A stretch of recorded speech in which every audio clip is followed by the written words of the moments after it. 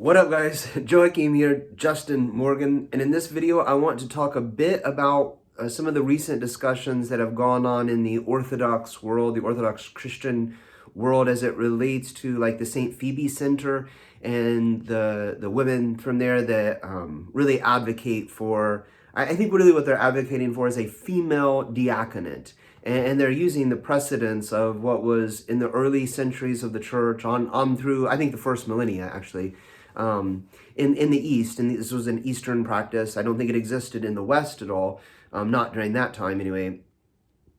But they had this practice of having a deaconess. And so I think the women, to their credit, from the St. Phoebe Center, acknowledge that what they're really advocating for is not a restoration of the deaconess, but the establishment of a female diaconate, where the women that are being ordained would be ordained in a similar fashion to men that are deacons. This, of course, is not what the deaconess was, and I think they, for the most part, acknowledge that. I think they've talked about it in papers. The role of the deaconess was not similar or analogous to a male deacon. And it seems as though they acknowledge that, but still yet what they're advocating for is something more like an actual female diaconate. And there's discussions, I guess, that go on with Ancient Faith Radio put something out about that. And then I see Father Peter Heers and Deacon Patrick had a discussion on it. I listened to the whole thing. It was wonderful. I enjoyed it very much. The Ancient Faith discussion will be on January 30th, and they'll have something, I don't know, where they go over lots of material on what, it's just all discussions. It's like they're having discussions about it. But I don't really have a whole lot of ability to put a lot of input on the topic, and it's not my decision. I have very little to do with it. I would not be, I think, in favor of it. I don't think it's a good idea. I think there's a lot of contention with multiple jurisdictions going on, overlapping in America right now. To me, that's a big issue until we resolve things that are actually canonical problems in the Orthodox Church. I don't see why we're trying to worry about new things.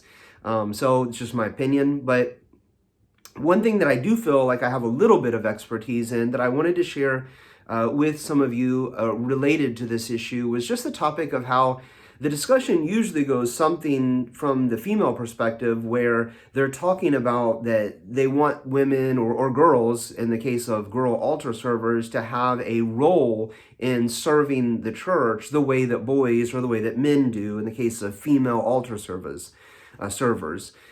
And, as someone who actually does serve behind the altar, I'm an adult altar server, male altar server. We only have male altar servers in the Orthodox Church, so I don't really need to specify that it's male, but I'm an altar server in the Orthodox Church. My role usually has to do with making sure that the altar boys, are in their places doing what they're supposed to do, or going out at the appropriate times during the great entrance, during the little entrance, making sure that they get their candles lit, making sure that they're carrying their crosses when appropriate. If there's fans during the service, a lot of times I don't actually know what's going on. If it's a special service or something that is only done once a year, when I show up, I speak to the priest and he kind of goes over specific details about what needs to be done. So I'm not out. When I'm serving behind the altar, I'm actually not in front of the people. Like, ideally, if I do my job well, people generally won't see me, actually. So, it's not really, it shouldn't be an out front position if you're an altar server. There are a couple of times that I carry like a stand, which we set the gospel book on. I'll take that out and carry it over. As everyone's looking really at the deacon or the priest, if he's the one holding the gospel book at the front, there's some prayers that are offered. And, I take that stand out, sit it in the middle of the church, underneath kind of where the dome would be if you have a dome in your church. And I get out of the way before he comes back to put that gospel book on. So hopefully it's kind of all moving,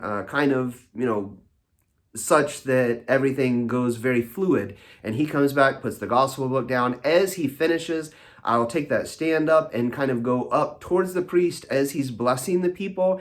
And usually he might use it if he's doing a sermon. I'll put it in front of the amphon, the kind of before the sanctuary of the church, in the Orthodox Church, the sanctuary or the holy place beyond the iconostas, or just right in front of the iconostas, I guess. Usually some Orthodox churches are actually set up slightly different. Every church generally has either an iconostas or at least the semblance of an iconostas, and what is beyond that would be where the altar space is. So only the priest, the deacon, a bishop, if there's a bishop there, he kind of really is the one who owns the altar space, and maybe altar boys are invited in there. I will go in there if there's something specific reason that I need to go in there.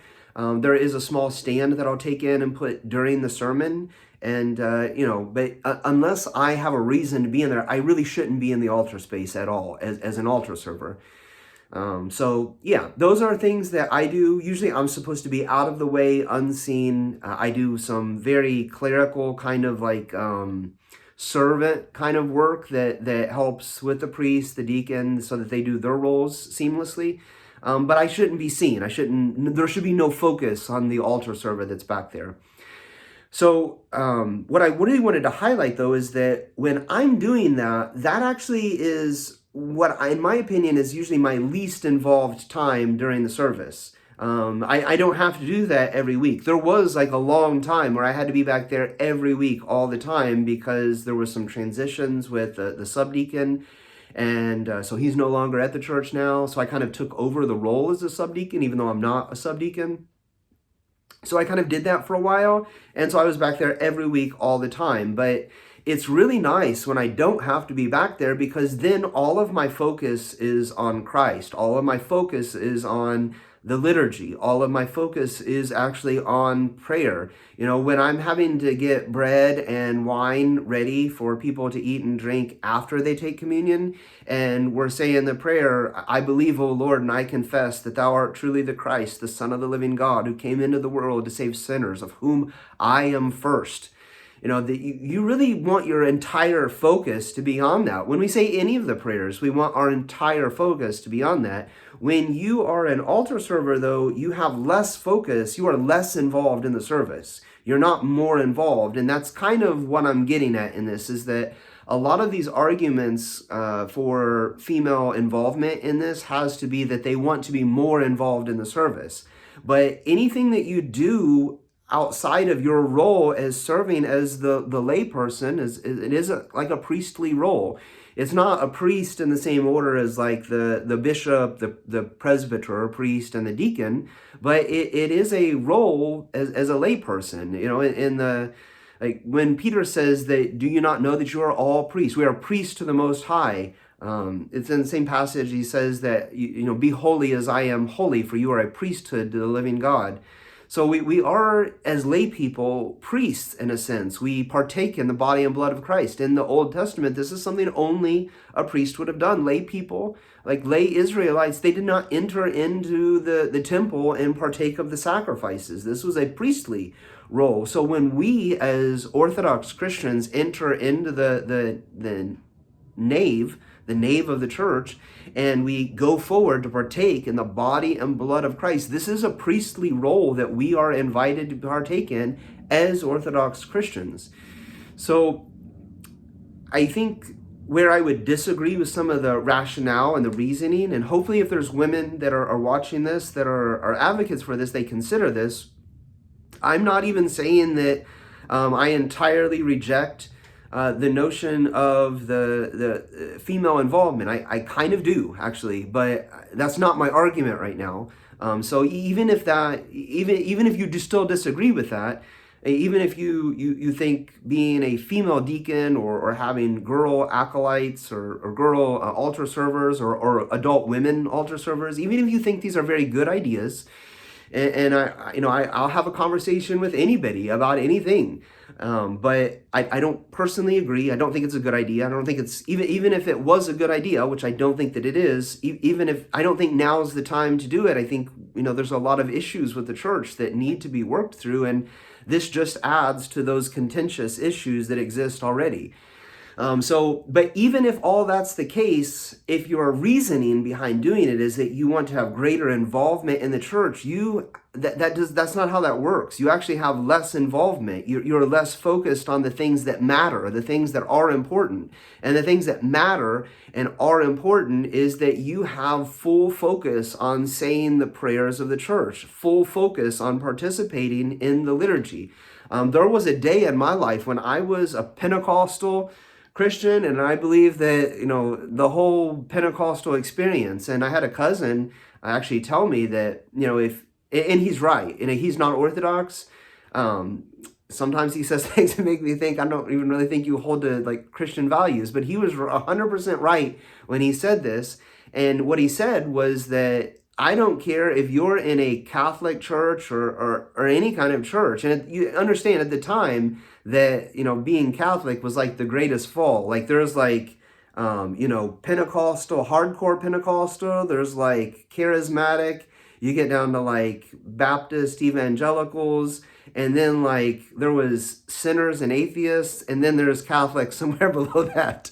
I'm kind of joking. That is a joke, but it was kind of was like that represented like the extreme end was becoming Catholic. But what he was saying was that I don't care if you're like watching the priest swing the egg up. Of course, he's talking about, the incenser, and Catholics don't even do that anymore anyway. But, as Pentecostal, Midwestern, or Southern, in our case, people that, that was kind of how they described it. And what they knew of Catholicism was what they had seen on television somewhere, which was not a very good portrayal of Catholicism at all. But so he was saying, I don't care if like you're watching the priest swing the egg down the aisle. Like if you're full of the Holy Ghost and your whole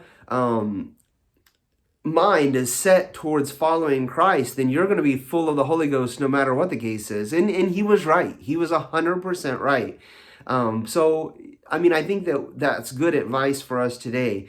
Our focus really shouldn't be on the things that we do or the things that we have to do. The things that we should be focused on is saying the prayers of the church, that our whole mind, our whole body, everything about us is repentant and set towards Christ. And then if there are things that we have to do, like the service of the church, maybe if everyone thought that way, that there has to be a priest to offer the liturgy, there has to be a deacon to do certain roles within the church. But our goal is not to become a priest. Our goal is not to become a deacon. Our goal has to be to become a saint. And that is our goal. Our goal is holiness. And when we get our sights set on these peripheral things that have to be done in order to help lead other people to that, then I think there's an issue. And I think that the way that that's being worded, or the way that it's being phrased, that this is a way for girls to participate in the liturgy, for women to be adult altar service to participate in the liturgy, or for women to become deaconesses or a female diaconate to participate in the liturgy. I think it's framed falsely. It's framed in such a way that it doesn't do the goal that it states out to do. This doesn't help you participate in the liturgy more. It actually causes you to participate in the liturgy less, because your focus is no longer solely on saying the prayers. Your focus is no longer solely fixated on Christ, but there are external things that you have to do that take your focus away from where they should be. So, if you're going to make an argument for why you think this is a good idea and should be done, I hope that so that you can serve the church is not exactly the goal. I don't know. I guess there are other arguments that could be made, and there are other ways that people could come. Because there is a reason that men get in the priesthood. There's a reason that men choose to become deacons, or at least they go forward, or they're presented for it. I think ideally what should happen is that your spiritual father should be the one who tells you to go do this. You really probably shouldn't be coming forward and saying, hey, I want to be a priest, or I want to be a deacon, or whatever it is. It should be external. You should not be taking the honor to yourself, or like reaching out to take these honors, but they are honors. So like Paul says when he writes, he says, for a man to become, the man who wishes to become a bishop seeks a very good thing. So I guess in that sense, you are seeking it. So I guess I have some mixed feelings there on that part and how you actually go about that. But one thing that I do feel that I'm unambiguously accurate about is that the idea of becoming one of those roles actually does remove your focus. So if you want to be more involved in the service, you can't get any more involved in service than to just be a regular lay person. That's the height of focus on the prayers and Christ. Everything else is going to take you away from that. So just my opinion. You guys leave your comments in the comment section below. I'm sure most of you, if you're going to comment, already have. So you guys take it easy, and I'll talk to you in a video coming soon.